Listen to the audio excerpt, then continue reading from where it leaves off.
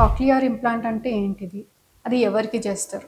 So cochlear implant అంటే basically by birth పుట్టుకతో ఎవరికైతే చెవి వినిపించకుండా దానివల్ల మాట రావట్లేదో వాళ్ళకి కాక్లియర్ ఇంప్లాంట్ అనేది ఒక ఆప్షన్. అందులో కూడా వాళ్ళకి టోటల్గా హియరింగ్ లాస్ ఉండాలి, ప్రొఫౌండ్ హియరింగ్ లాస్. సో వాళ్ళకి కాక్లియర్ ఇంప్లాంట్ చేయొచ్చు. కాక్లియర్ ఇంప్లాంట్ చేసే కంటే ముందు ఫస్ట్ వీ డూ చైల్డ్ని ఎవాల్యుయేట్ చేయాలి. న్యూనేటల్ స్క్రీనింగ్ అనేది మ్యాండేటరీ.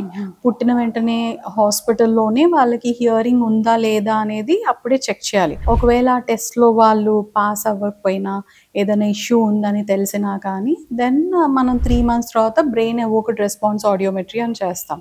సో అందులో వాళ్ళకి రెండు వైపులు వినిపించట్లేదు అని తెలిస్తే దెన్ మనము చైల్డ్ని ఫాలోఅప్ చేస్తూ ఉండాలి. మళ్ళీ 6 months ఆర్ 9 months ఏజ్లో బెరాని రిపీట్ చేయొచ్చు. వాళ్ళకి హియరింగ్ ఎయిడ్స్ అనేవి ఫిట్ చేస్తాం. సో దానివల్ల వాళ్ళ కొన్ని వర్డ్స్ కానీ కొంత హియరింగ్ ఇన్పుట్ అనేది వాళ్ళకి వెళ్ళే ఛాన్సెస్ ఉంటాయి.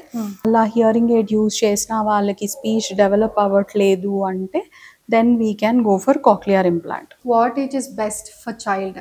అంటే ఎవరు ఏ క్యాండిడేట్ని బెస్ట్గా సెలెక్ట్ చేసుకుంటారు ఫర్ కాక్లియర్ ఇంప్లాంట్స్? కాక్లియర్ ఇంప్లాంట్కి అంటే వాళ్ళకి డయాగ్నోస్ బెరా 3 monthsలో చేశాక by 9 months or 1 year of age వాళ్ళకి 10 grams of haemoglobin and 10 kgs body weight ఉంటే మనం 1 year ఏజ్ వరకు చేయొచ్చు కాక్లియర్ ఇంప్లాంట్.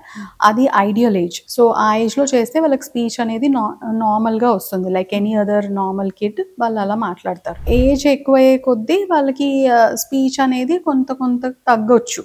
అంటే clarity of speech, final result అనేది కొంచెం తక్కువ ఉండొచ్చు. But it is better to perform below 5 years of age. కానీ చాలా మంది పేరెంట్స్ మేము తర్వాత చేయిస్తాంలే అని డిలే చేస్తూ ఉంటారు కదా.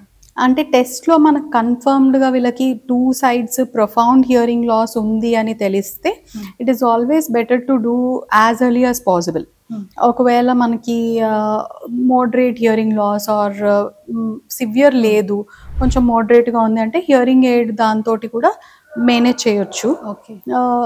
బట్ ఇఫ్ ప్రొఫౌండ్ ఉంటే మాత్రం ఎర్లీగా చేయడమే బెటర్. 5 years క్రాస్ అయ్యాక మనం చేసిన final result will not be good.